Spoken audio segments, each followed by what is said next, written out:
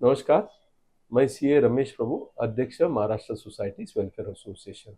आज भी real estate property news and stories में मैं आपको स्वागत करता हूँ।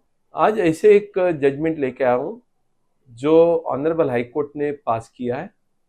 वो रोमांचक जजमेंट है जो honourable minister revenue department Maharashtra government 40 साल के बाद जो प्रॉपर्टी कार्ड में एंट्री हुआ है, म्यूटेशन एंट्री में जो एंट्री हुआ है 40 साल के बाद, बिना कोई कंडोनेशन देते हुए, बिना कोई याचिका लेते हुए भी म्यूटेशन एंट्री को रिवर्स करने का जो याचिका आता है, जो याचिकादार है 40 साल के बाद जो आता है उसका फेवर में जजमेंट भी देता है। ऑनरेबल हाई कोर्ट ने क्या बताया, मैटर क्या है, हम थोड़ा सा समझेंगे। रिट पिटिशन नंबर है 9273 ऑफ 2014 जो Aurangabad bench of Bombay high court का सामने आया है।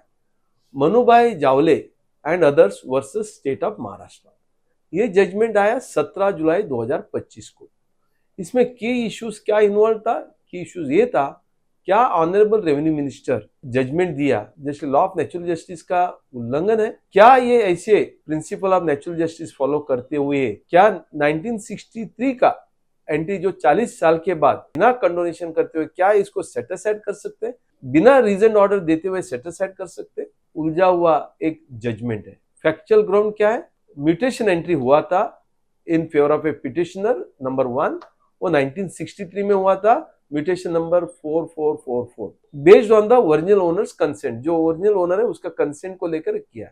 40 साल के बाद 2003 में रेस्पोंडेंट नंबर 5 और ये म्यूटेशन 40 साल के बाद कंटेस्ट करते हैं, किसके पास जाते हैं? लोअर अथॉरिटी के पास। नेचुरली जब भी आपका कोई म्यूटेशन एंट्री प्रॉपर्टी कार्ड में एंट्री आता है, 7/12 में एंट्री आता है, आपको सुप्रीडेंट ऑफ लैंड रिकॉर्ड में जाना पड़ता है डिस्ट्रिक्ट का। उधर जाने के बाद उन्होंने इसको रिजेक्ट किया क्योंकि आप 40 साल के बाद आया। उसके बाद ये गया appellate authority, deputy director of land records, उधर भी उन्होंने इसको रिजेक्ट किया। ये दो अथॉरिटी ने रिजेक्ट करने के बाद रिवीजन को लेके ये ऑनरेबल मिनिस्टर के पास 2014 को रेवेन्यू मिनिस्टर के पास जाते हैं। जो लोअर अथॉरिटी ने जो जजमेंट पास किया है उसको खारिज करते हैं, जो तलाटी ने जो म्यूटेशन एंट्री किया उसको भी खारिज करते हैं। 27 अगस्त 2014 को वो जजमेंट देते हैं। ये होने के बाद जिसका ओनरशिप का नाम म्यूटेशन एंट्री में था 1963 में, वो चैलेंज करता है before the honourable high court Bombay.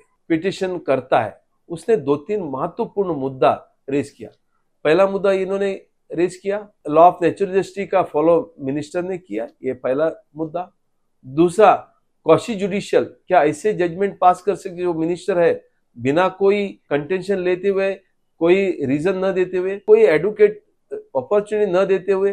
Petitioner ने 2 अच्छा इंपॉर्टेंट जजमेंट भी उन्होंने रेफर किया जिसमें लिखा है कि एक ऑर्डर रीजन होना चाहिए। क्रांति एसोसिएट्स ऑफ 2010 और रवि यशवंत बोयर ऑफ 2012, जिसमें ये क्लियर कट लिखा है law of natural justice follow करना है, इस हिसाब से होगा तो ये काम बनेगा। तो कोर्ट ने क्या बताया? कोर्ट ने ये बताया, बॉम्बे हाई कोर्ट ने ये बताया कि ये जो जजमेंट है it lack discussion on delay factor. क्या डिले कंडोन हुआ नहीं हुआ इसके बारे में जिक्र नहीं किया। नोटिस 1 दिन का ही दिया गया, रीजनल अपॉर्चुनिटी भी दिया नहीं है। पूरे के पूरे ऑर्डर बिना कोई कारण देते हुए, पूरा का natural law of natural justice को दर्जी उठाते हुए, मतलब उसको नजरअंदाज करते हुए ये जजमेंट किया। उन्होंने जो मिनिस्टर का ऑर्डर था 27 अगस्त 2014 का सेट असाइड किया। डिले ऑफ 40 साल, ये क्या प्रॉपर है?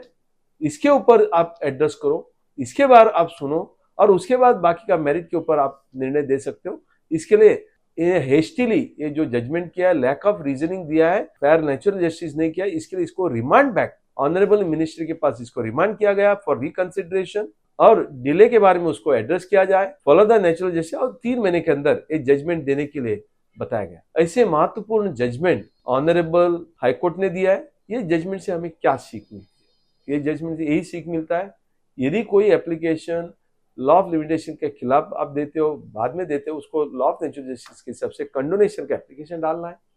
कंडोनेशन के एप्लीकेशन करके पूरा रीजन देने के बाद वो जजमेंट होना चाहिए।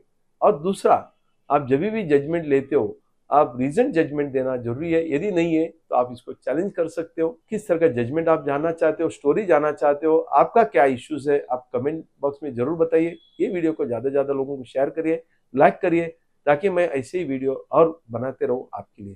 Thank you very much.